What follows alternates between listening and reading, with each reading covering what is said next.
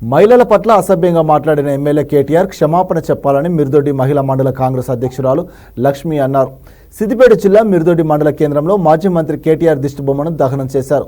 ఈ సందర్భంగా ఆమె మాట్లాడుతూ మాజీ మంత్రి ఎమ్మెల్యే కేటీఆర్ బస్సులో ప్రయాణిస్తున్న మహిళల పట్ల ఇష్టానుసారంగా మాట్లాడడం సరైన పద్ధతి కాదని ఖచ్చితంగా క్షమాపణ చెప్పాలని కోరారు.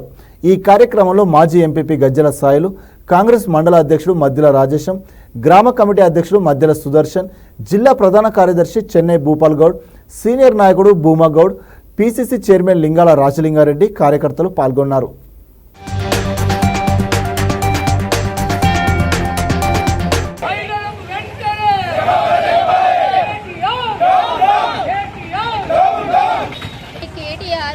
మహిళలంటే చులకనగా కనబడుతురు.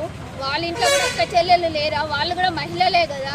కనీసం మహిళల కోసం ఉచిత బస్సు, ఫ్రీ ఉచిత బస్సు సౌకర్యం ప్రభుత్వం కల్పిస్తే మహిళలను బ్రేక్ డ్యాన్సులు చేస్తురు, బీడీలు చుడుతురు, వెల్లుల్లి ఉలుస్తురు అనుకుంటా మహిళల పైన అనుచిత వ్యాఖ్యలు చేసిన కేటీఆర్ను వెంటనే క్షమాపణ చెప్పాలని మహిళా కాంగ్రెస్ కోరుతుంది.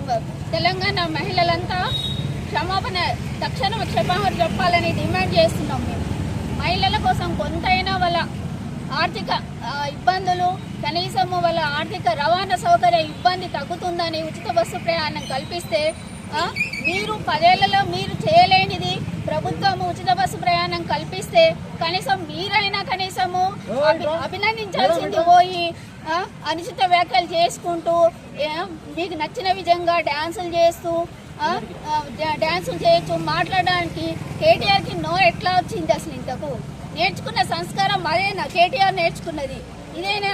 మహిళలంటే ఇంత చులకన మీకు? తెలంగాణ మహిళా లోకాన్ని ఎంత అవమానించడం కాకుండా ఇప్పుడు వెంటనే బేషరతుగా క్షమాపణ చెప్పాలి కేటీఆర్, లేకపోతే ఊరుకునేదే లేదు.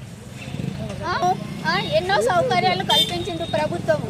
మహిళలకు ఉచిత బస్సు ప్రయాణము, మహిళలకు మహిళలను మహారాణులను చేయాలి, మహిళలకు ఆర్థిక భారాన్ని తగ్గించాలని ప్రభుత్వం మహిళల కోసం ప్రత్యేకంగా మహిళా సంక్షేమ పథకాలను అమలు చేస్తుంటే మీరు మహిళల పైన అభినందించాల్సింది పోయి మహిళలనే గౌరవం లేకుండా మీకు నచ్చినట్లు మాట్లాడడానికి మహిళా లోకం ఊరుకోరు.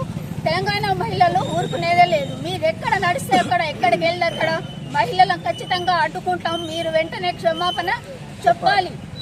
కేటీఆర్ గారు ఒక 10 సంవత్సరాలు నువ్వు ఒక పదవి చేసినావు, ఐటీ మినిస్టర్ ఉన్నావు, ఒక ఉన్నత స్థాయి నుంచి వచ్చిన కేటీఆర్ గారు నీకు తెలంగాణ రాష్ట్ర యావత్ ప్రజల అక్కల యొక్క అభిమానాన్ని కూడా నీవు జీర్ణించుకోలేకపోతున్నావు.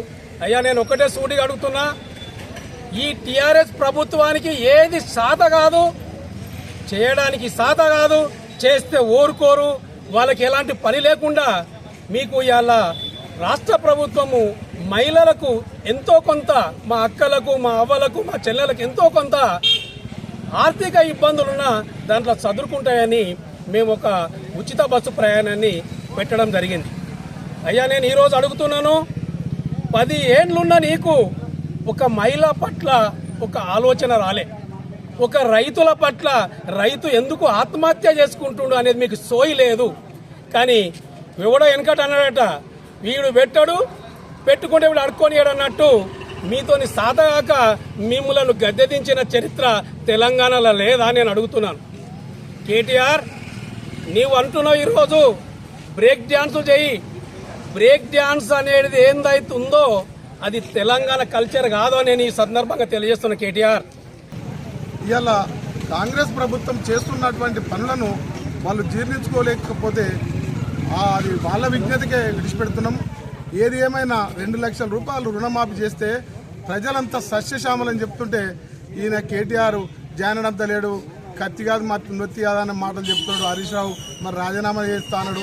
మరి ఎక్కడ పోయినవి? పెప్సీలు పెడితే తప్ప, సిద్దిపేటలో పెప్సీలు పెడితే అది తప్పు అని అన్నారు. నువ్వు మినిస్టర్ ఉన్నప్పుడు మరి బిల్డింగ్ మీద ఒకటి, బిల్డింగ్ కింద ఒకటి, మరి సందులోటి గొంతులోటి కట్టుకున్నావు. మరి మా ప్రభుత్వం వచ్చిన తర్వాత మేము చేస్తే మాది తప్ప మిత్రమా?